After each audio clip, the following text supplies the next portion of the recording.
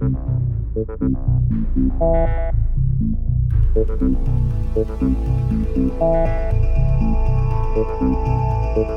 was your main objective at AATIP?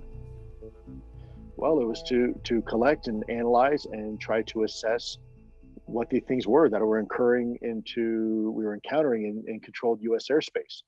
These were things that weren't ours. We had no idea who they belonged to, and frankly, were displaying beyond next generation technology. For that reason, we decided to stick with two fundamental questions: what is it, and how does it work?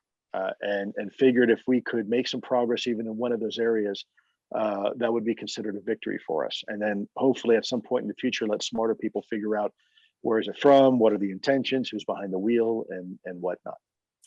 What is it? How does it work?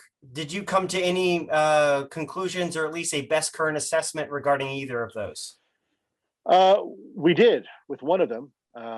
We had some very, very smart people, scientifically focused individuals with incredible and impeccable credentials, come up with some very interesting theories. And to the best of our knowledge, that we actually may be a little bit closer understanding some of the physics and how. So what it is, we still don't know, but I think we are well underway on a path of figuring out how it works and what are the physics involved. What are the physics involved? So there's 5 fundamental observables that, when put in the totality of this phenomenon, really help us appreciate why this is something that is certainly not our own technology. And so the first one is instantaneous acceleration, the ability to go from point A to point B and change directions fairly rapidly.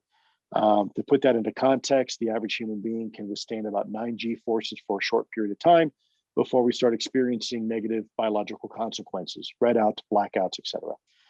To put that into contrast, an F-16, which is one of our most highly maneuverable aircraft, can perform about 17 Gs before you start having structural failure. Wings begin to snap off.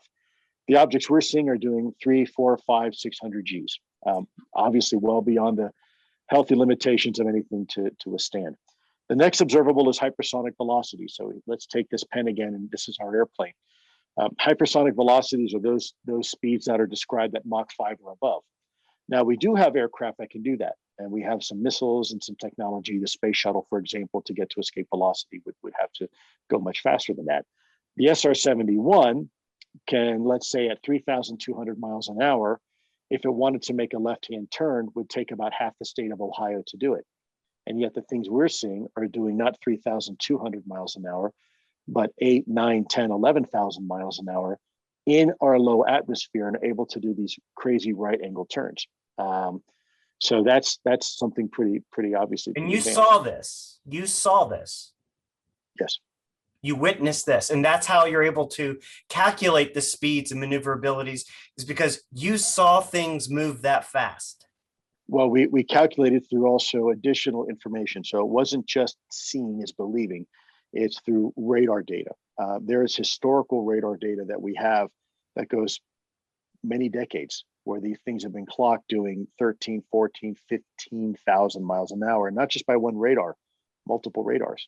The third observable is a bit of an oxymoron, but it's low observability. Now, to put that into perspective, we spend billions of dollars on a single B-2 bomber, just so it's a little bit harder to see on radar, and you can still see it with the naked eye pretty easily. Yet, what we're seeing here are things where the pilots that are trained observers are saying, Lou, I saw it, but I don't know how to describe it, because it didn't look like anything we had. It doesn't have wings, doesn't have cockpits, rivets, tails, ailerons, elevators, none of that. And yet there it is. The fourth observable is something we call transmedium travel, which is now only being discussed, but it's been one of the observables for a while. So let's take our analogy. Here's our plane again. A plane looks like a plane because it has to fly. So you have a nose, you have a tail, you have a rudder, you have elevators and ailerons, and you have a jet engine.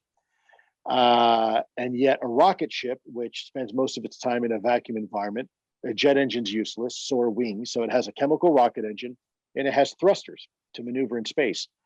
And compared to a submarine, which is not a jet or a rocket, because it's underwater, it has a propeller to mechanically displace water, and it uses buoyancy to go up and down. And whenever we try to make a vehicle or something to operate in multiple environments, multiple domains, there's always a design compromise. So let's take a seaplane. A seaplane can fly and it can float, but let's be honest, it's neither a really good plane nor a really good boat. It's a compromise.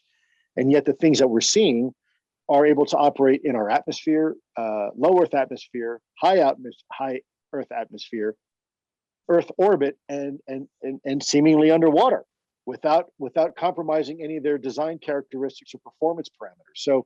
So that is very significant. And then last but not least, the last observable is what one might call positive lift or anti-gravity. Now, I don't mean anti-gravity in the weird, woo-woo sense. I mean, there's only three fundamental ways that we understand how to defy Earth's gravity. The first one is through flight. So you have four fundamental forces. You have thrust, lift, drag, and weight. And when you know how to manipulate those, you have flight. You have an airplane. You have wings. Another way to defy Earth's gravity is through sheer ballistics. I can blow something with enough energy out of a tube where it will go up, like think of a mortar, think throwing a baseball, think of an ICBM, where it will go up and then eventually come back down. And then the last way we know how to defy Earth's gravity is through lighter than air. Think of a hot air balloon, think of helium or hydrogen, where the air density inside is less than the air density outside, so it floats. It rises, much like oil and water. And yet these things have no wings. They have no obvious signs of propulsion. They don't even look like anything we have, and yet somehow they're able to defy Earth's gravity. And so when you have all of those observables being displayed by a single technology, one begins to realize very quickly that is certainly a paradigm shift to what we're used to dealing with. Okay, so how much data has been, the public has heard of Nimitz, GoFast, Gimbal, a few other cases just recently in the last few weeks. Probably you could count on two hands. How much is there? There's a lot. there's significant amount of data. I'm not at liberty to say how much, but enough where I think classified information being provided to certain people, they've come to the same conclusion that we did. And by the way, this information comes in on a regular basis. This isn't anecdotal, happened in the Nimitz and then happened with the Roosevelt and then happened with the kid. This is occurring all the time. You're just hearing about those incidents. It hasn't stopped. So, let's not fool ourselves. People say, well, there's only been 3 incidents and some videos. Well, yeah, that you know of. Sure, you're right. There's a whole lot more too. And in time, hopefully those will come out too. How often is this happening? Well, it's hard to say because sometimes there's moments of lots of activity and sometimes there's not. But I would suffice it to say, weekly, if not certainly monthly. A theory within the intelligence community, within the DoD, is that these UAP could be originating from the world's oceans. Could you speak to that? It's possible. We don't know. They seem to be around water an awful lot. We know very little about our oceans. We know more about the moon than we do the deepest parts of our ocean. Every time we ascribe a quality of what life should be, right, like photosynthesis, nature proves us wrong. Look at chemosynthesis and the life that exists in the deepest parts of our ocean near black smokers. That life is very much alive, and yet it doesn't rely on photosynthesis the way we do up here. And so the fact that we know very little about our oceans, I think one has to keep at least it open as an option that there may be some congruencies between water and UAP activity. There certainly seems anecdotally to be some relationship there. There are a lot of cases either above, near, or even under the water of these UAP. Why? What's water? What are some of what's a theory regarding UAP and water and their relationship to water? Well, I would defer to some of my colleagues who are qualified to talk about physics, but it's been proposed that without going into a whole lot of detail, water may be some sort of simplistic fuel source. When you look at what water is comprised of, primarily hydrogen and oxygen, if you wanted to get a yield of energy, cracking the atom is one way to do it. And the smaller you go into the world of the atom, the more tightly that energy is packaged within the atom and subatomic particles of an atom. And so if you want to warp space-time, some have theorized that you need a lot of energy. There's two ways to warp space-time: a lot of mass or a lot of energy. And it turns out that you need a lot of energy to do it. And if one wanted to harness that energy, perhaps one of the most efficient ways is through hydrogen. Now, of course, I could go out, I guess, in outer space and mine it in a nebula, but out in space, it's not dense. It may take you a very long time to do that. Whereas here on Earth, hydrogen, when it's connected with oxygen, it becomes extremely dense. You have this thing called water, H2O, where you have an abundant amount of hydrogen, more hydrogen than you know what to do with. That would be very easy to mine. So that's one speculation that's been offered.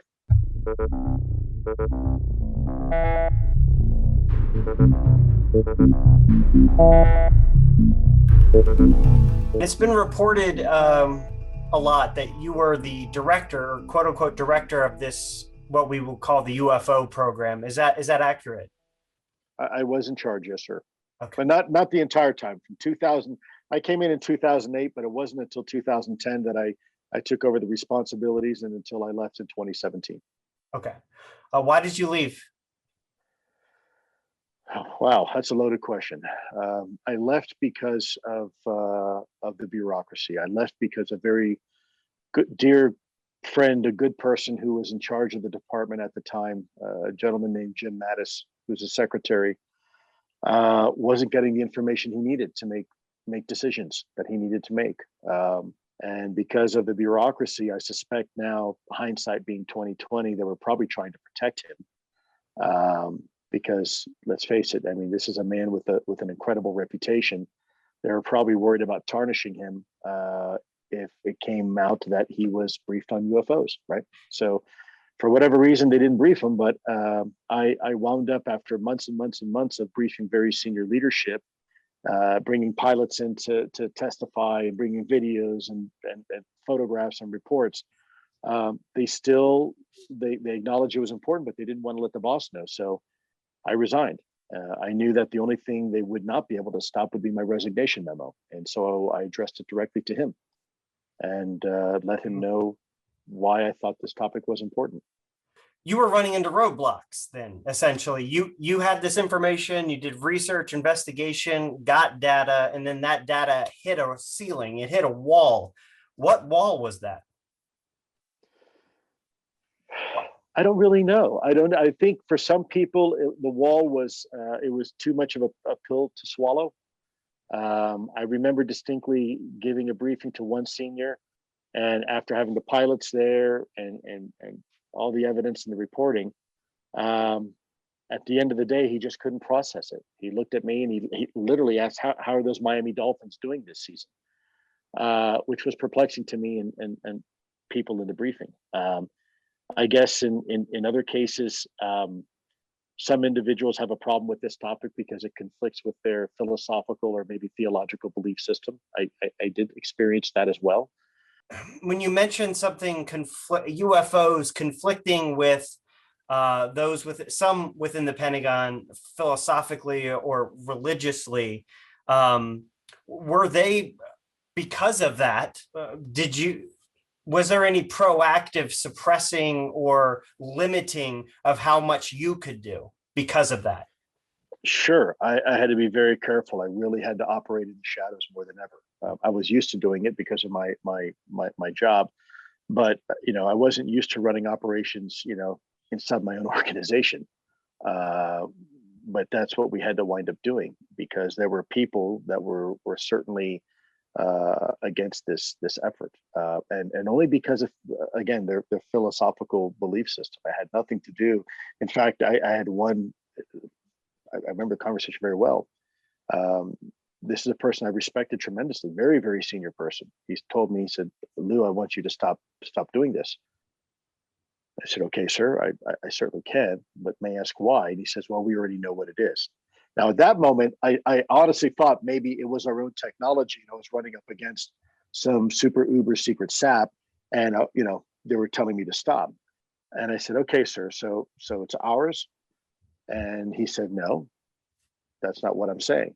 And he said, he asked me point blank, have you read your Bible lately?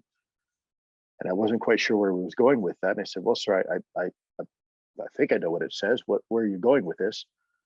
And he said, well, then you would know that these things are demonic and we should not be pursuing them. Yeah. And he wasn't kidding. That's exactly how he felt.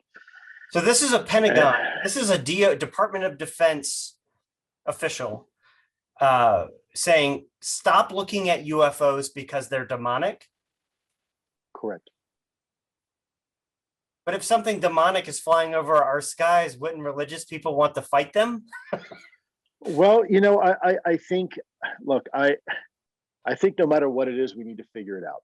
And there was a time, and this is, look, I'm a religious person, but there was a time where the church wouldn't even look through the telescope of Galileo because it conflicted with their narrative. Only to years later them to come out and actually now use the grandeur of the universe to support their philosophical and theological belief system. So I am under the presumption that more data is good, and I don't think we should ever be fearful of data. And it doesn't matter if they are, at the end of the day, some sort of super secret foreign adversarial technology that's leapfrogged us, or if it's little green men from Mars, or if it's demons. We probably need to figure it out because it's in our airspace. And by the way, it doesn't care if what we think, because it's there and it's interacting with not even that's just our military, but even civilian aircraft and civilians. May 2019, I was doing my show for the New York Post basement office and just nonchalantly reached out to the Pentagon for a boilerplate statement on AATIP because I just wanted my own statement. And in there, they said that you had they said you had no responsibilities with AATIP. And then I followed up with the spokesman at the time, Chris Sherwood.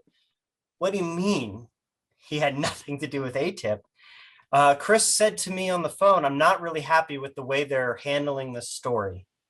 They internally at the Pentagon. He was frustrated with that statement.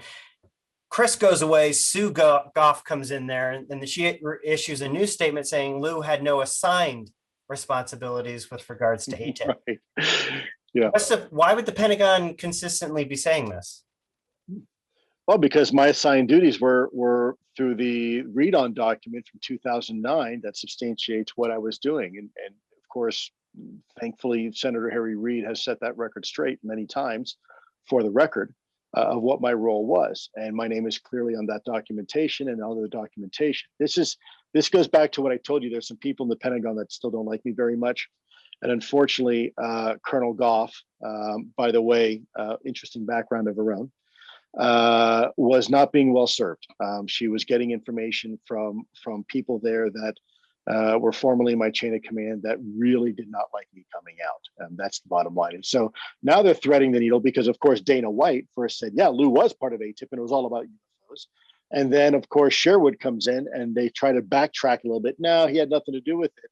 Well, now that they know they can't say I had nothing to do with it, they're now trying to thread the needle saying, well, he had no assigned responsibilities, meaning through the USDI chain of command, I had no assigned responsibilities because I was working Gitmo for them, Guantanamo Bay. So, these assigned duties were coming from the legislative branch, and that's where you see the documentation. I suspect between you and me, and now your audience, that if the Pentagon continues on that line of narrative, will probably be a big mistake for them. There's enough people now in the Pentagon and on the Hill that know exactly who I was and what I did.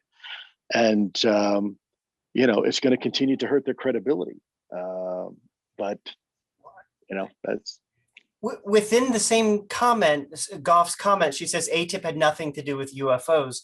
Also, yeah. Now, Lou, I understand someone in the Pentagon having a personal problem with you, not liking you for whatever reason, but to release to the public of the United States, Hmm. to have that translated. Well, I mean, look, if this was about me, then yeah, I would have had a lawsuit right now and I'd sue the shit out of them. And right now, it would be a different story.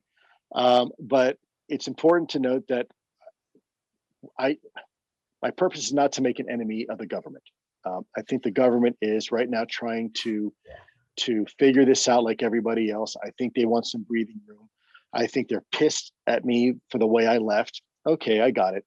But at the end of the day, I think we all want the same thing. We all want resolution. And so I'm willing to give them a buy for now. Most journalists have done their due diligence.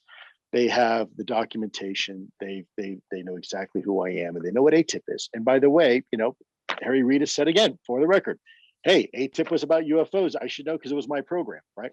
So the DoD, particularly the PAO and Susan Goff, can play these games. But look, the American people are going to judge, and history's watching. And right now, they don't need any more help digging a hole. They are digging their own hole from a PAO perspective. I think they're desperately trying to find a way to get out of that hole. And I'll offer my assistance any way I can. But they don't they don't need any help digging right now. I think they're desperately trying to find a solution to this. And personally, this is not about me. If the cost of being where we are today is that some people at the Pentagon want to try to throw me under the bus, I'll gladly accept it. That's well worth the cost of getting to where we are today. In 3 years, we have now the acknowledgement that the videos were real. They are of UAPs. We have a UAP task force under Deputy Secretary Norquist. We have reports, classified briefings being provided to Congress, and we have a report that's due to Congress about the UAP issue. Not bad for 3 years. It's pretty incredible stuff that this stuff is being speculated within, reputable scientists within the government, within the Pentagon, that this is what you're saying would be in a Star Trek episode or something, but we're talking about like the halls of our defense agencies, scientists within there saying this. That's mind-blowing. Well, but wasn't our flip phone in the 90s Star Trek? Wasn't that Star Trek in the 60s? Wasn't our tricorder, our scanners, all Star Trek? And now it's reality. It's not really Star Trek. It's just advanced physics. Okay. Some of this stuff is really hard to comprehend, because when you really take more than 1 minute to sit back and think about it, the existence of UFOs, not a balloon, not a drone, but something else, a phenomena. It's a mixture of emotions.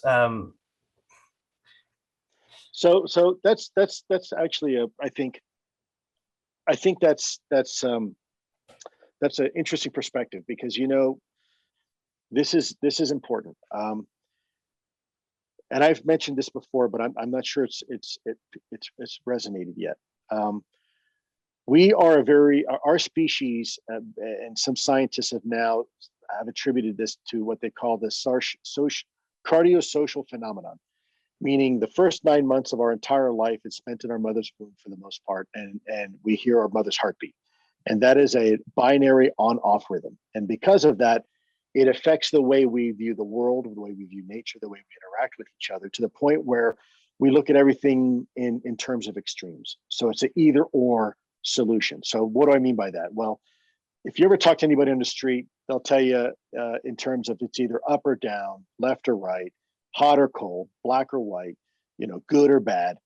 We always look in terms of either or scenarios. And so when you talk about this topic, the phenomenon, people say, well, it's either from Earth or it's from outer space. It's extraterrestrial. But in reality, that's not necessarily so. There's a whole bunch of other potentials and options that this could be. And we're just used to thinking that way. But nature usually, well, let's look at physics, for example. Let's look at the reality. Right now, I'm having a conversation with you, and I perceive my entire universe based upon the 5 fundamentals, if you will, senses that I have. touch, taste, hearing, smelling, right, whatnot. And that's it. That's how I judge the entire universe. And yet there's this entire reality around me that I can't perceive. I have Wi-Fi signals coursing through my body. I have cosmic radiation coming in from outer space. I have cellular signals bombarding my body in GPS, and all these realities going around me. Even in the visible light spectrum, okay, I can only see within a narrow band. Anything in the infrared or ultraviolet or beyond that, I can't perceive. I need technology to interface with that. So by definition, most of the universe I can't even perceive. And then when you look at the human being in the context of scale, if you look at the very, very small to the very, very large of our universe, right? The human being sits right roughly in the very middle. So the universe is about 27 billion light years from side to side that we can see in the visible universe. And to scale as big as that is, when you look at the subatomic particles in the atoms that make up our body, they're roughly the same scale, meaning they're at 1 × 10⁻26 in size. So you have this equally large universe inside every human being. And so my point being is that the majority of the universe that we interact with, we will never be able to see. Look at the night sky and look at the pretty stars, and now look through it through a radio telescope. You're going to see nebula. You're going to see things that are right in front of your eyes, but you can't see them. So is it possible that there is more to reality and to life than just the very narrow band in which we perceive it and in which we live in scale? Is it possible? Well, I would submit to you that most of Mother Nature, every time we try to define who she is, she defies our explanation. She doesn't fit in a neat little box. So there are things, you've established that in broad terms, there are things in front of our eyes we can't see. On a more micro scale, would that also apply to UAP? Sure, why not? I guess my point is that we have to keep all options on the table until they're not. This is something we have been dealing with for a long time, and like a lot of things, imagine the first person who decided to get on a boat and sail over the horizon, right? And there's discussion of sea monsters and krakens that will devour you and destroy your boat. And yet we did it anyways. We did sail and we explored the world. And it turns out, 500 years later, yeah, there really are sea monsters, except for we call them the great squid of the Pacific, and we call them great white sharks and whales. Now they're just part of nature. They have a scientific name, but those sea monsters still exist. They're there. We just learned to understand them. And maybe this is the same thing. Maybe this is just yet another expedition over the horizon in which we're going to realize what we thought were monsters are really just neighbors. What? Lou. Oh man, that's a perfect analogy. So you're saying, just at the point that humanity thought they had discovered everything on planet Earth, UFOs have represented not so fast. There's more to discover. That's possible, and that's why I say we really need to do ourselves a favor and leave all options on the table until we have more data. Okay, sea monsters. Wow.